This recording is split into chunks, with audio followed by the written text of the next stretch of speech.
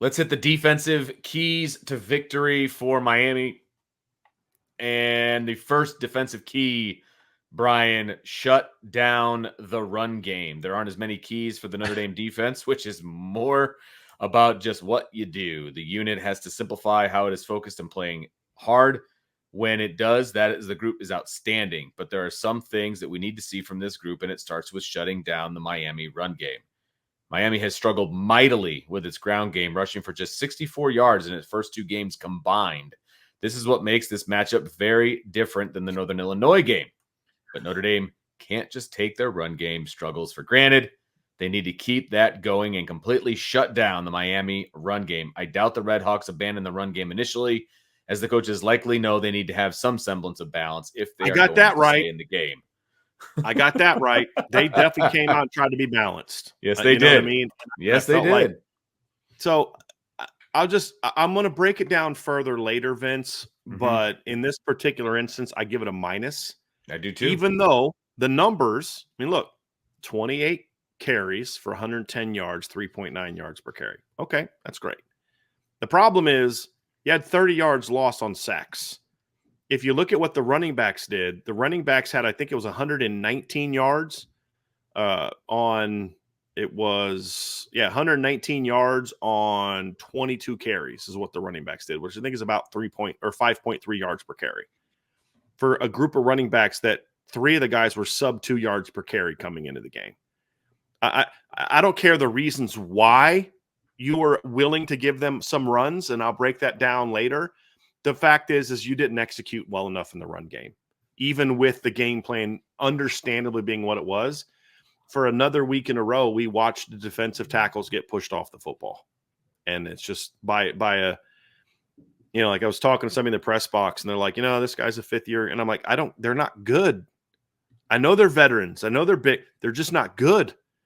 And their inside guys, especially, were just not good. And I will say that I thought Howard Cross played better than he has so far this season, but not nearly good enough. Yeah. And there he sparked every now and again. Yeah.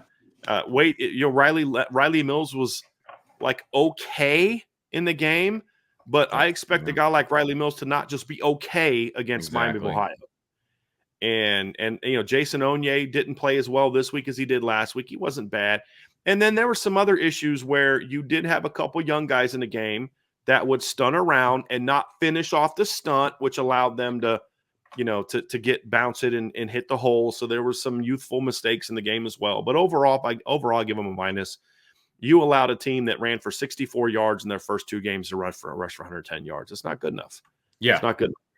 No, completely. I'm with you on that one. It's not just about the numbers. I want to be very clear on that. It's about the expectations for this defense in this game, right? I mean, you look at it from a bird's eye view. You're like, okay, you held him to 3 point whatever yards of rush. You did all this, you did all that. Okay, cool. That's great for a lot of defenses. But is that what we're doing? Are we setting the bar here or are we setting the bar here? I think the bar needs to be here. And that's why it's a minus. And I know I'm not even in the chat right now, but my guess is people are like, what are you talking about? No. I mean, don't assume that the chat's doing things. Just stay on focus and stuff like that. Yeah. There's plenty of reasons to legitimately be upset about that part of our show. We don't need to make up things, right? That's what we say about the team, right? There's plenty of reasons to be upset about. I had somebody, I'm trying to think of what it was, but I had somebody said something about Riley Leonard, and I'm like, okay, there's plenty of things you'd be critical for. You're literally just making that up. Like, it's just like that didn't happen. You know what I mean? It's like you don't need to make stuff up to be critical of Riley Leonard. There's things there that you can go after. You know what I mean? As long as you're willing to also look at the things that he did do. So, sure. Yeah. But no, I mean, there were some people on the board that said that. But and to a degree, Vince, I kind of understand what they're saying. Like, look, if you just look at the stats, 110 yards on 28 carries is not a great game. But by allowing them to kind of lean on you at times, you allowed them to put a couple drives together that milked some clock. Sure. And gave your offense less chances to kind of, get the ball back. And so that was sort of my thing is they put back-to-back 4-down drives together in that game. One was 8 play. They only went 27 yards, but but they ran 8 plays and took almost 5 minutes off the clock in the first half, Vince. And then they had another drive in the first quarter that ended up in the second quarter, but they went 10 plays, 59 yards, and took 4 minutes off the clock. That's almost 9 minutes of game time in the first half on 2 drives because you were making mistakes in the run game and letting them get the ball in the, kind of going a little bit in the run game. And so those are the things I look at and say, hey, those things have to get better and should be better. But they weren't bad. They just weren't dominant. And that's why they needed to dominate the run game. Right. They didn't dominate the run game. No. Did they play bad against the run? No, they didn't. They were solid against the run. 110 yards on but again, your 4 running backs combined for 119 yards on 22 carries, average over 5 yards carry. Guys, that's not good. It's not bad, but it's not good. It's not good. Yeah. Agreed. Point number 2 for the defense. Don't let Brett Gabbert get comfortable. Miami quarterback Brett Gabbert is a smart veteran quarterback with loads of experience. He's passed for 8,459 yards and 61 touchdowns in his career. If he gets comfortable early in the game, he can be dangerous, and he has some weapons to throw to. While he possesses loads of experience and is a smart quarterback, he's also undersized at 6 foot. He doesn't have a big arm. If the defense can put pressure on him with some consistency, he'll have a tough time making plays. I would say that this is check to a check plus, frankly. I'd give it a plus. Here's the deal. Okay, good. As frustrated as I was by that part of the game, this part was dominant. Yes. I mean, this part was dominant. And here's the numbers. Brett Gabbert, who we mentioned, has over 6,000 career yards, over 60 career touchdowns. I'm sorry, over 8,000 career yards and over 60 career touchdowns. Went 14 of 35 for 119 yards. Got sacked 4 times. Had to scramble other times, which at the end of the day, they didn't do a good job on containing those. But if Brett Gabbert's scrambling and not throwing the ball to Cole McDonald or Reggie Virgil, that's a win. Mm-hmm. And what was his completion percentage? Was 40%. So I'll give you guys some context of this performance for Brett Gabbert. Okay. So the last time that Brett Gabbert had a completion percentage that low was back when he was a true freshman in 2019 against Ohio State. That is the same year that was also the last time he threw for this low of yards. Guys, Ian Book still had a full season of eligibility left after the season in which the last time Brett Gabbert had a completion percentage as low as he had on Saturday, or threw as for few yards as he did on Saturday, in a game where he actually started and played the whole game. That's dominance. And again, he does have weapons. And I talked about Cole McDonald. Cole McDonald he beat Xavier Watts early in the game to set up that first potential touchdown drive after the muff punt. Does a nice job beating him. They held him to 4 catches for 52 yards. He had a really long gain early. Reggie Virgil had 1 catch for 12 yards. So the 2 really good receivers that we were concerned about, and we talked about how good Cole McDonald was coming into the game. He's a guy that had 8 catches in each of the first 2 games, Vince, and had over 1,000 or had over 100 yards in each game. Mm-hmm. That kid came into the game with in just 2 games with 16 catches and 240 yards, and Notre Dame held him to 4 catches for 52 yards, and he didn't get into the end zone. And he also was one of the best punt returners in the country last year, and he got 1 return for 10 yards. That's it. So you neutralized him in this game. One of the few kids that had a chance to beat you. He was one of the guys I talked about as a potential game wrecker. They shut him down, and part of the reason they shut him down, there was good coverage, but the other part of the reason they shut him down is they never let Brett Gabbert get comfortable. He could not get comfortable that entire game. And there weren't like a whole lot of balls where like, boy, if he makes that throw, that might have been – there's a couple, but he couldn't often get it because they were on him all game long. So this is a plus for me. Because, again, when you have a 6th-year senior quarterback with 8,000-plus career yards, and he goes 14 of 35 for 119 yards and 2 picks, you had yourself a day. You absolutely had yourself a day. And some of the stuff is, Brett made some nice throws, but like the read to Christian Gray, or the first pass breakup that Christian Gray had, I mean, dude, that was the proper read. Teams aren't supposed to be able to drive on that route in that situation. But most teams don't have guys like Benjamin Morrison and Christian Gray. And so he drives on that route. And so it was a really good game plan. And here's something else, Vince. Did you notice something from the Notre Dame defense that we haven't seen that I don't remember ever seeing from them until this game? Cover two. We saw a lot of cover two in this game. And so there was a play where I thought, I'm like, man, Benjamin's like, he's got beat by that guy. And if it's not for a Don Schuler like coming over and breaking up that pass, Benjamin might have got beat. And then I looked, because I don't cover two is not even in my thought process with this Notre Dame defense. Yeah, because they don't run it. You know, and then I saw the film, because like we watch it live, and then I look at the TV, and then they run the TV play, and you're like, dude, they were playing cover two. And so Benjamin actually rode the guy outside, and he's playing trail position. And you play trail position because you got help over top, and then you're there to break. If they run any out-breaking routes, you're there to kind of take those. So he actually played it well. But in my head, as I'm watching it live, because I wasn't looking at that side of the field at first. I was looking at the other side and looking at the line and backers. I'm like, man, I think Benjamin might have got beat a little bit on that play. And lo and behold, they're playing cover two. And there were just some things they did coverage-wise that I thought confused Brett Gabbert.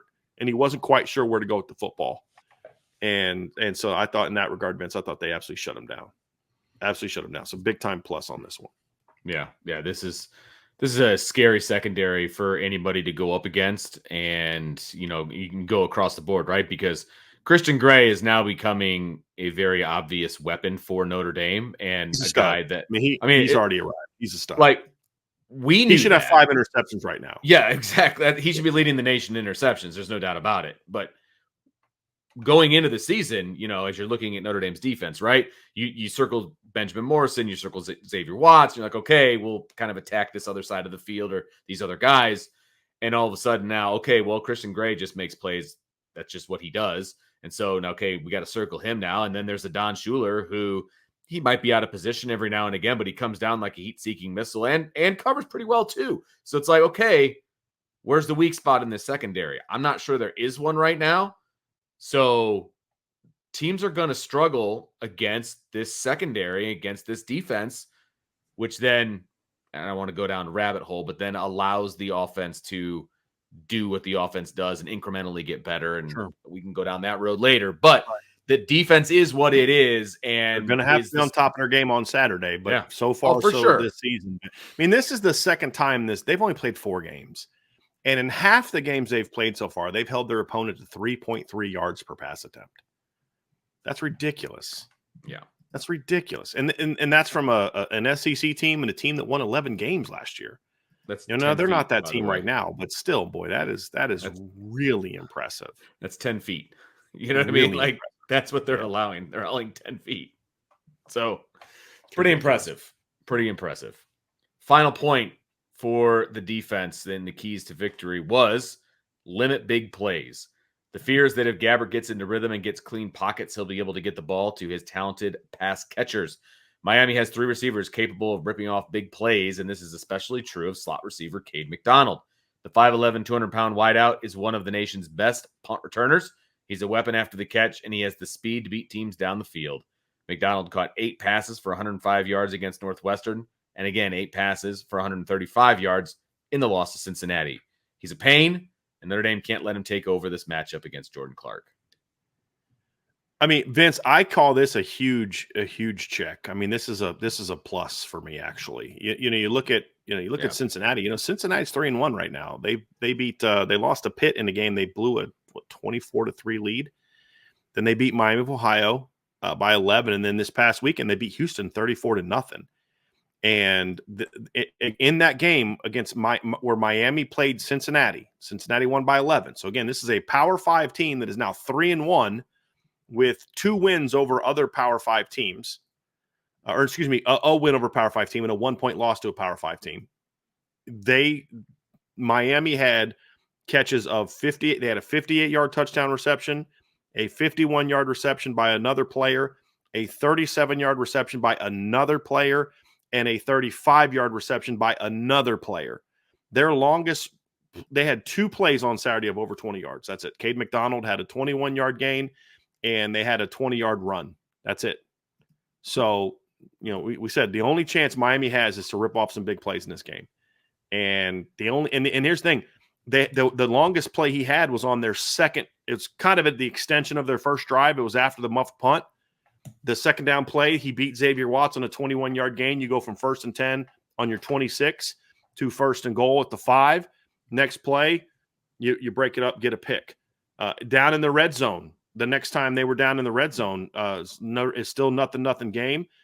They get 1st and goal at the 7-yard line, and they throw 2 fade routes, I believe. Let me find it here. They throw 2 fade routes in the red zone to Reggie Virgil against Benjamin Morrison, and Morrison locked them down both times. 1st down and 3rd down, they threw fade balls to their 6'4" receiver that I just talked about in that thing, and he locked them down both times. Benjamin locked them down both times. And so huge check, plus for me. Those 2 kids combined for 5 catches and 64 yards in this game. That's half of what Cade McDonald had against Cincinnati by himself. You know what I mean? So yeah, that's a huge plus in my opinion. Huge plus. So yeah, they didn't play well in the run game, and I'll talk more about that in this next segment. But when it comes to do what you do best, Notre Dame absolutely did what they did best in this game. Because I said before the game, these receivers are not bums, man. These are good football players. Cade McDonald's a good football player, and Notre Dame shut him down. I'll take that. So yeah, it's a plus. Definitely a plus. So not even a check, Vince. I think it's a plus. Oh yeah, completely agree.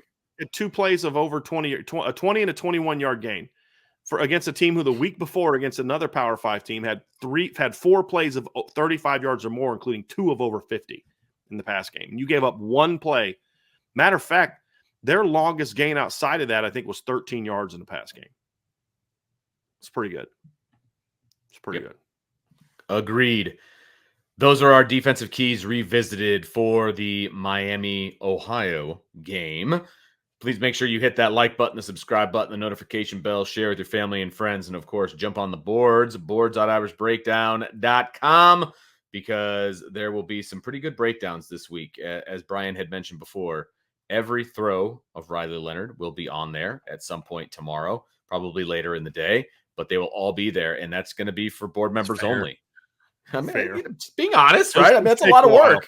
It's a lot of work, man. Yeah, it's not something that just happens, right? It's not like poof, there it is. So, but again, that's only for board members. So you got to be on the boards.irishbreakdown.com if you want to get that kind of analysis that you can only get here at Irish Breakdown. That's a fact.